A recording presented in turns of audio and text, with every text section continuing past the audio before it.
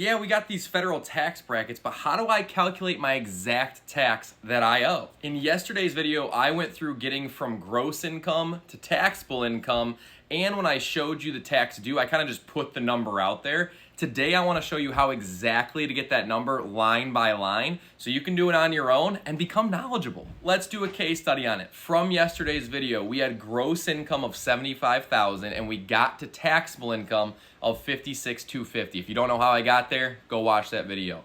Today, what I want to go over is exactly how do we get this $7,000 of federal tax owed and how do you calculate it, all right? Using the tax brackets for the current year, we are going to end up using 3 of them, the 10, the 12, and the 22% bracket, okay? Because our income is going to go throughout those. So no matter who you are, rich, poor, whatever, you pay the same tax along the way. If you just make more, you pay more, okay? So for the first bracket, everyone who makes $12,000 or less is going to pay 10% on that money. And so in our case scenario, we had taxable income of $56,250, which is more than the $12,000. So we're going to fill up that first bracket, and we will owe $1,192.50, just like everyone else that makes more than that. Okay. Now we move to the second bracket, which we also fill up because it's from $12,000 to $48,000, and we had taxable income of $56,000. So we have to fill that second bracket up. And so we will pay $4,386 of tax in that bracket.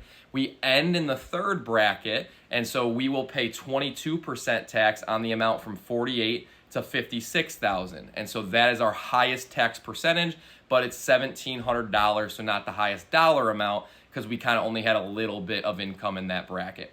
When you add all 3 of those taxes due up, you get the $7,289. That is your total federal tax bill for the year if you have taxable income of $56,250.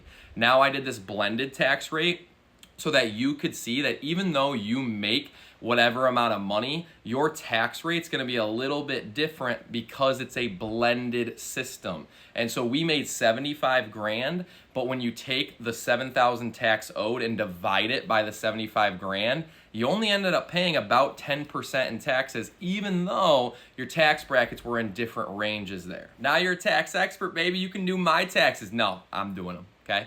Hopefully that's helpful. Hopefully it makes sense breaking down our federal taxes over the last 2 days. I'll keep going on it. In the meantime, hopefully you enjoyed it, and I will see you in the next one.